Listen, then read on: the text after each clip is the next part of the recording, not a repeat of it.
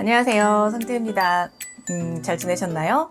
오늘은 제가 그 독서 육아 하면서 가장 이제 중요하게 생각했던 배움의 재미, 알매 재미를 아는 아이를 이제 만드는 것에 대해서 이야기를 해보고자 합니다. 저는 여러 가지를 중요하게 생각을 하지만 아이가 스스로 무언가를 이렇게 알아가는 것, 배우는 것에 대해서 재미를 느꼈으면 하면서 교육을 하거든요. 그래서 지식적인 거나 배우는 거에 대해서 이렇게 강요를 하거나 하지 않으려고 굉장히 노력을 합니다. 예를 들어서 우리가 아이들이 어렸을 때 호기심이 굉장히 많아요. 3살, 4살, 5살 요때쯤에 엄마 이게 뭐야? 하늘은 왜 파래? 바다는 또 색깔이 왜 그래? 바람은 왜 불어? 이런 질문들을 굉장히 많이 할 거예요. 아이들이 그때 이제 말을 하기 시작하면서 세상에 궁금한 것이 굉장히 많은 시기죠. 근데 그때 우리 엄마들은 어떻게 하죠? 아이들이 너무 질문을 많이 하니까 처음에는 친절하게 이렇게 대답을 해주다가 나중에는 지치니까 선생님한테 물어봐. 어디에 물어봐. 이렇게 이제 그만 물어봐. 이렇게까지 하게 됩니다. 근데 그랬던 아이들이 어느 정도 시간이 지나서 초등학교 가고 중학교 가고 점점 배우는 것에 대한 열정이 사그라들어요. 오히려 이제 막 배우는 것, 공부는 지긋지긋한 것이라고 이제 생각을 하게 됩니다. 물론 이제 공부라는 것이 이렇게 즐겁고 재밌는 일은 아니에요. 저 애들도 학교 공부를 하거나 학교 가서 공부하는 게 물론 재밌는 과목도 있지만 힘들고 재미없다 이렇게 얘기하기도 하는데 그래도 저는 집에서 아이들을 이제 유아기 때, 초등학교 저학년 때 아이들이 꼭 학교 공부가 아니더라도 생활에서 알아가는 많은 것들을 좀 이렇게 재미를 알았으면 좋겠다라는 생각을 해서 그 방향으로 초점을 맞춰서 좀 교육을 했던 것 같아요. 일례로 저희 아이가 저희 애들이 어렸을 때 7살 때 저희 축복이랑 행운이는 그냥 구립 어린이집을 다녔는데 그때 이제 축복이가 7살 어린이집을 다니는데 이제 받아쓰기를 선생님이 이제 일주일에 한 번씩 시키셨어요. 근데 어려운 게 아니라 엄마, 아빠 이런 것들을 이제 받아쓰기 10개 정도를 이제 시키셨어요. 근데 거기 이제 구립 어린이집이다 보니까 7살이 3명밖에 없었어요. 3명밖에 없었는데 축복이는 제가 한 번도 집에서 받아쓰기를 시킨다거나 이걸 써봐 이런 걸 해본 적이 없어요. 그냥 책을 읽으면서 자연스럽게 한글을 터득하고 이제 글씨도 그림 그리듯이 이렇게 해서 조금씩 익혔는데 어린이집에서 받아쓰기를 보면 70점도 맞고 80점도 맞고 쉬운 단어니까 맞아왔어요. 근데 자기는 되게 재밌대요. 그냥 본인이 선생님이 뭔가 문제를 내주셨는데 거기에 대해서 이제 정답을 자기가 엄마, 아빠 이런 거를 쓰고 70점, 80점이 좋다 나쁘다도 개념이 없었던 것 같아요. 그냥 그걸 맞힌다는 것 자체만으로 되게 신기하고 재미있었던 것 같아요. 근데 어느 날 축복이가 저한테 이런 얘기를 하는 거예요. 엄마 되게 이상해. 그 7살 반에 친구 2명이 있는데 그 받아쓰기 시험 보는 걸 되게 싫어한다는 거예요. 그리고 한 명은 다 2명 다 100점 맞고 저희 축복이만 70점, 80점을 맞는데 걔네 둘 다 너무 싫어한다는 거예요, 받아쓰기를. 그리고 한 명은 아예 너무 싫다고 그 받아쓰기 하는 날은 어린이집을 아예 안 오려 그렇다고 하더라고요. 근데 참 신기하죠. 이상하죠.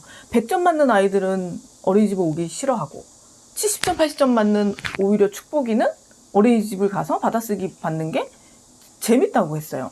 그래서 저는 왜 그럴까 이렇게 생각해 봤더니 저희 아이는 제가 이렇게 학습에 대한 스트레스를 준 적도 없고 점수 잘 받아야 돼 100점 이런 거에 대한 개념도 아예 없었던 아이였고 아마 그 아이는 엄마가 이제 공부에 대해서 조금 스트레스를 주지 않았을까 싶어요. 그래서 뭔가 이렇게 테스트를 받고 이런 거에 대한 이제 스트레스가 있지 않았을까 싶습니다. 축복이가 이제 초등학교를 들어갔어요. 일주일에 한 번씩 이제 받아쓰기를 하더라고요, 학교에서. 근데 이제 오빠가 항상 목요일 날인가 받아쓰기 시험을 봤는데 받아쓰기 보기 전날은 항상 시험 보기 전에 축복이가 한 번씩만 이렇게 써보고 학교를 갔어요. 근데 그게 부러웠던 모양이에요. 행운이는 저희들은 좀 특이하죠. 제 공부를 막 이렇게 시키질 않아서 그런가 봐요. 오빠가 받아쓰기를 뭔가 책상에 앉아서 공부하는 모습을 보니까 뭔가 이렇게 재밌어 보였는지 자기도 받아쓰기를 보고 싶다라고 했어요. 그래서 제가 설거지하고 이렇게 딱 가봤더니 축복이가 본인이 이제 받아쓰기 본 걸 행운이한테 1번, 엄마, 2번, 아빠 이런 식으로 부르고 이제 행운이는 거기서 이제 받아쓰고 틀린 거는 이제 축복이가 채점을 해주고 틀린 거 이제 알려주고 뭐 이렇게 하면서 본인들이 재밌게 이렇게 한글을 하더라고요. 그거 보면서 우리 애들은 다행히도 이렇게 배우는 재미, 알매 재미를 알아가는구나라고 생각을 했습니다. 그리고 이제 또 한 번은 저희 행운이가 축복이는 어렸을 때 수학이 재밌었다 그랬고 행운이는 수학이 되게 싫다 그랬어요. 근데 1학년 때인가 뭐 어쨌든 이제 덧셈은 자기는 좋은데 뺄셈은 싫다 그러더라고요. 재미가 없고 어렵다 그러더라고요. 어느 날 저한테 되게 단호하게 얘기했어. 엄마, 나는 뺄셈이 싫어서 뺄셈을 공부하고 싶지 않아. 이렇게 얘기를 하더라고요. 근데 제가 안 돼, 행운아. 뺄셈은 중요하기 때문에 꼭 해야 돼. 라고 하지 않았어요. 그래? 그거 어렵고 힘들어? 그랬더니 그렇대요. 그래서 그래. 근데 일단 그럼 뭐 덧셈 만 뭐 해봐 이랬어요. 그렇다고 뭐 저희 집에서 되게 덧셈을 열심히 뭐 제가 가르치거나 학습지를 풀거나 한 건 아니었어요. 근데 이제 덧셈이 이제 재밌으니까 행운이가 계속 저한테 문제를 냈어요. 엄마, 뭐 25 더하기 84는? 뭐 이런 식으로 내고 자기한테도 문제를 내라고 하더라고요. 그렇게 문제를 내는 식으로 이제 덧셈을 했어요. 심지어는 저희가 이제 제주도 여행을 갔는데 그때는 이제 저희가 렌트를 안 하고 버스를 타고 걸어서 여행을 하던 때였는데 버스를 타서 행운이랑 저랑 이렇게 앉아있으면 1시간을 이동하기도 하고 그랬어요. 저는 여행을 갔으니까 창밖을 보고 이렇게 풍경을 보고 즐기고 싶은데 행운이가 내내 저한테 덧셈을 냈답니다. 그래서 되게 괴로웠었던 기억이 아직도 있어요. 그렇게 막 덧셈을 정말 아이가 질리도록 하더니 어느 날은 갑자기 또 이런 선언을 하는 거예요. 엄마, 나 이제 뺄셈 공부해볼래 이러더라고요. 그래서 갑자기 왜? 그러면서 저희 남편이랑 저랑 깜짝 놀랬던 일이 있었거든요. 그래서 왜 갑자기 뺄셈을 하고 싶어? 그랬더니 이제 덧셈을 충분히 했기 때문에 뺄셈이 어렵지만 한번 도전해보고 싶다라고 얘기를 하더라고요. 그래서 저한테 저희 집에 문제집도 없었어요. 그래서 저한테 뺄셈을 내달라 그래서 뭐 95 빼기 25는 이렇게 해서 그냥 A4 용지 갖다가 이렇게 문제를 내주고 그걸 하나하나 이제 풀면서 했던 기억이 있습니다. 이제 저희는 그런 식으로 항상 했어요.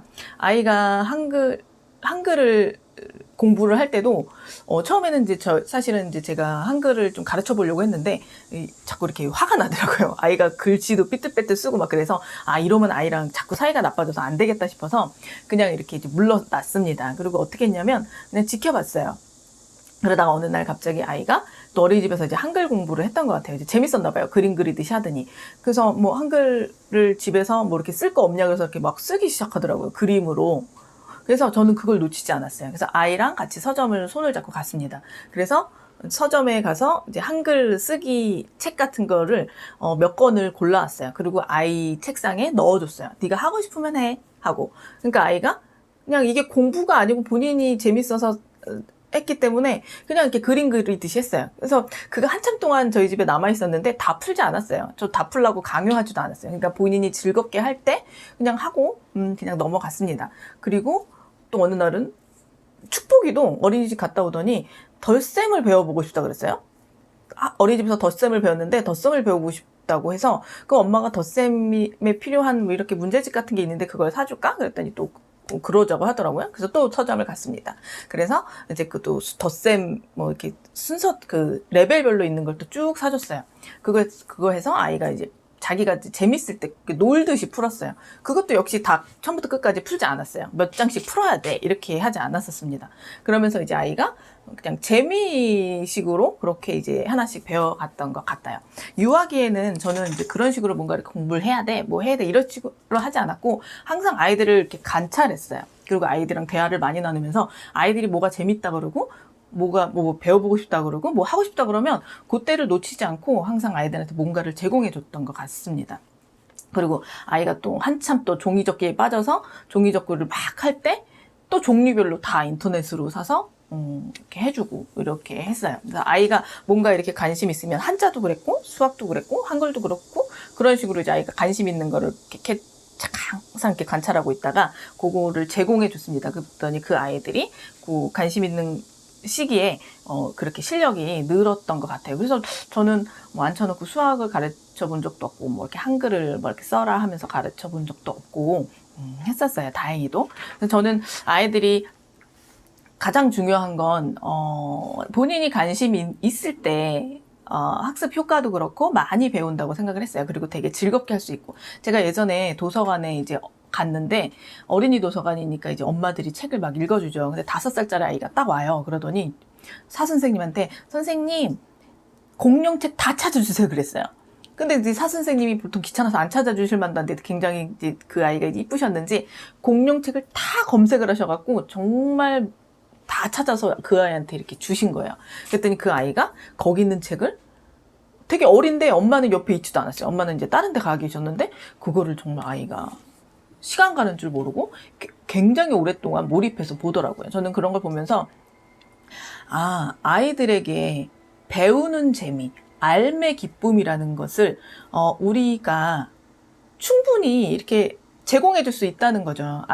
우리도 그렇잖아요. 제가 이제 뭔가 관심을 가졌을 때 호기심이 있을 때 막 배우고 누군가 알려주면 쏙쏙 들어와요. 근데 내가 관심도 없고 호기심도 없는데 누군가 먼저 야 이거 배워야 돼, 이거 알아야 돼 라고 먼저 이렇게 주면 전혀 들어오지 않습니다. 그런데 지금 우리 교육은 아이가 뭔가에 호기심도 없고 알려고 하기도 전에 엄마들이 먼저 과도하게 제공을 해서 아이들이 이렇게 공부에 대해서 막 이렇게 진저리를 치고 있지는 않나 라고 생각을 해요. 그래서 저는 아이들에게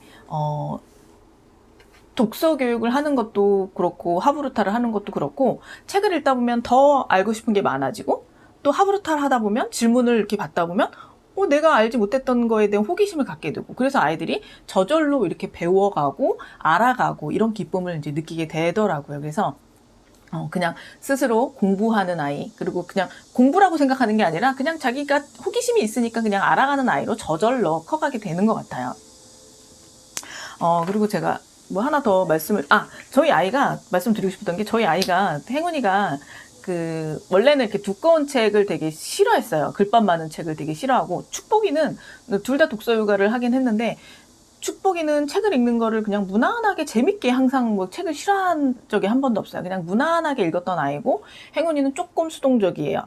좀 이렇게 제공해 주는 거에 있어서 그렇다고 싫다고 하진 않아요. 또 뭐 주면 또 재밌게 또 읽어요. 근데 글밥이 많은 책에 대해서는 조금 두려움이 이렇게 있더라고요. 그래서 이렇게 책을 이렇게 제가 여러 개 빌려오면 그 중에서 글밥이 별로 없는 걸 골라 읽는다든가 이렇게 해서 좀 글밥 많은 책에 대한 그런 게 있었는데 올해 겨울에 올 초에 12월 1월쯤에 이제 용선생 한국사라는 이제 책이 10권 정도 될 거예요. 그거를 이제 저는 이제 아이들한테 사줬어요. 이제 역사를 이제 축복이가 5학년 되면 배운다고, 이제 국사를 배운다고 해서 미리 한번 재밌게 이제 읽어보면 좋겠다 싶어서 이렇게 사줬는데 아이들이 이제 재밌게 읽었어요. 근데 제가 이제 중간중간 이제 역사적인 얘기도 해주고 재미있게 얘기해주고 했더니 아이가 이제 재밌게 푹 빠져서 책을 한 5-6번 읽었어요. 그러더니 저한테 세계사는 없어? 다른 책은 없어? 이렇게 물어보더라고요. 그래서 세계사 책 있는데 그것도 사줄까? 그랬더니 사달라고 해요. 그래서 제가 또 큰맘 먹고 이거는 15권 정도 되더라고요. 근데 세계사는 좀 어려울 것 같은데 괜찮을까? 그랬더니 일단 자기는 배워보고 싶어서 읽어보고 싶어서 역사가 너무 재밌는지 몰랐대요. 읽다 보니 너무 재밌대요. 그래서 그걸 사달라 그래서 배달을 했더니 생각보다 너무 두꺼운 거예요. 용 선생이 한 요 정도 했더니 얘는 이렇게 너무 두꺼워서 이거 얘가 읽을 수 있을까? 이렇게 생각했는데 어제 하루 만에 후루룩 한 권을 다 읽더라고요. 1시간을 걸려서. 그거 어떻게 다 읽었어? 그랬더니 생각보다 너무 재밌다고. 이제 그래서 이 두꺼운 책에 그냥 재미가 있으니까 이제 두꺼운 책도 이제 두려움이 없어진 거죠.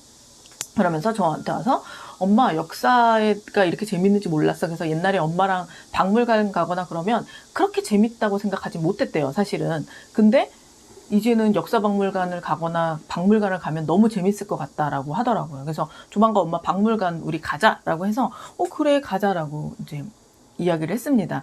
그래서 아이가 이제 스스로 아직 그 역사가 아이의 그 공부와 크게 연관이 되어지지는 않아요. 저는 아이 공부와 이거와 이렇게 딱 연관돼서 뭔가 학습을 하거나 하진 않는데 아이가 그냥 이것을 하나하나 읽으면서 재밌어하고 즐거워하고 이 모습을 보면서 배우는 과정을 즐기는 과정이 참 기쁘더라고요.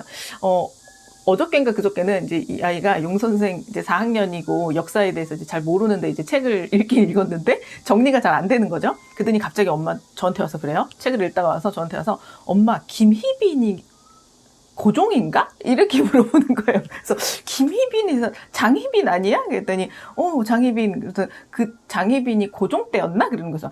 장희빈은 엄마가 알기로 숙종 때였는데? 그랬더니 책을 찾아보더니 맞아 숙종 그러는 거예요. 근데 너무 이제 웃겼어요. 그래서 이 아이가 책을 이렇게 읽기는 읽었으나 이게 개념이 이게 장희빈이 숙종 때 인물이고 고종 때는 명성황후고 이런 것들이 아직 정리가 하나도 안 돼 있어요. 그런데도 그냥 이야기 흐름을 이렇게 읽으면서 개념을 하나하나 이제 정리가 되겠죠. 그래서 한 방울 한 방울 떨어진 것들이 나중에는 찰랑찰랑 차서 이제 이게 이제 연결이 되겠죠. 어느 시대에는 누구, 어떤 것들이 원인이 되고 후가 되고 이런 것들이 연결되는데 지금은 아직은 그런 단계는 아니에요. 너무 웃겼어요. 김희빈? 그래서 이걸 저희 남편한테 얘기했더니 저희 남편도 빵 터져갖고 너무 웃기다고 웃더라고요. 그래서 저는 이 아이들이 하나라도 정확하게 봐야 돼. 그거 책을 몇 번 읽었는데 김희빈이 뭐야, 장희빈이고 숙종 때잖아, 이렇게 하지 않고 그냥 너무 웃겨서 그거는 숙종 때인데 그러면서 그냥 다시 이렇게 재밌게 얘기를 해줬거든요. 그리고 고종 때는 명성황후야 이렇게 얘기를 해주면서 이제 역사 이야기를 해주고 또 이렇게 역사에 관련된 이렇게 재밌는 얘기가 있으면 그냥 아이들한테 질문을 던지고 이런 식으로 얘기를 했더니 아이들이 더 흥미있게 이제 보고 있는 것 같습니다. 그리고 제가 예전에 제주도 갔었는데 몽골 항쟁 유적지라고 있었어요. 근데 거기에 이제 아이들이랑 다녀왔는데 그래서 많은 얘기를 했었죠. 그 제주도의 말이 왜 많아지게 되었는지, 어떤 이제 그 아픔이 있었는지, 통치를 100년간 받았던 때니까 그런 얘기를 하고 했는데 이제 또 본인이 읽는 책에 몽골 항쟁 유적지에 대한 이제 이런 이야기들이 나온 거예요. 그랬더니 이게 체험에서 봤던 것들과 이것이 연결되어서 굉장히 이제 더 재미있게 생각을 하더라고요. 그래서 저는 아이들을 이제 앞으로도 그런 식으로 박물관도 다니고 이제 여기저기 역사와 관련된 데도 다니고 이렇게 많은 영화도 보고 책도 읽고 이러면서 아이들이 이렇게 배우는 재미, 알매 재미를 아는 아이들로 이제 키우고 싶습니다. 그렇게 키우는 아이들이 공부도 또 잘 하지 않을까요? 역사 시간에 저는 되게 지겨웠었거든요. 근데 이 아이들은 반짝반짝하면서 이제 선생 수업을 재미있게 또 듣겠죠. 그래서 한 시간을 지겹게 수업을 듣는 아이들이 아니라 재미있게 수업을 듣다 보면 성적도 자연히 이제 따라올 거라고 생각을 하고, 물론 제가 공부를 잘하는 아이로 키우려고 이걸 역사를 이렇게 하고 그러는 건 아니지만 공부를 잘하는데 도움이 당연히 될 거라고 이제 생각을 합니다. 그래서 여기 보시는 구독자 여러분들도 아이들한테 너무 이렇게 뭔가를 먼저 제공을 해서 아이들이 이렇게 질려서 이렇게 하게끔 지긋지긋해. 엄마 나 알고 싶지 않아. 이렇게 하는 게 아니라 정말 그냥 아이들이 호기심 있을 때 관찰해서 그걸 이렇게 제공만 해줘도 아이들이 이렇게 스스로 이렇게 호기심을 해결해 나가면서 배워 나가더라고요. 그래서 저는 오늘 알매 재미, 배움의 재미를 아는 아이로 키우는 방법, 그냥 제 이야기, 제 사례를 말씀드린 것 뿐입니다. 근데 저희 아이들은 그런 면에서 즐겁게 배우고 있어서 저는 감사하다고 생각을 합니다. 오늘은 여기까지 하고요. 날씨가 너무 덥습니다. 오늘 하루도 아이들과 즐겁게 보내시고 도움이 되셨다면 구독 꼭 눌러주실 거죠? 네, 감사합니다.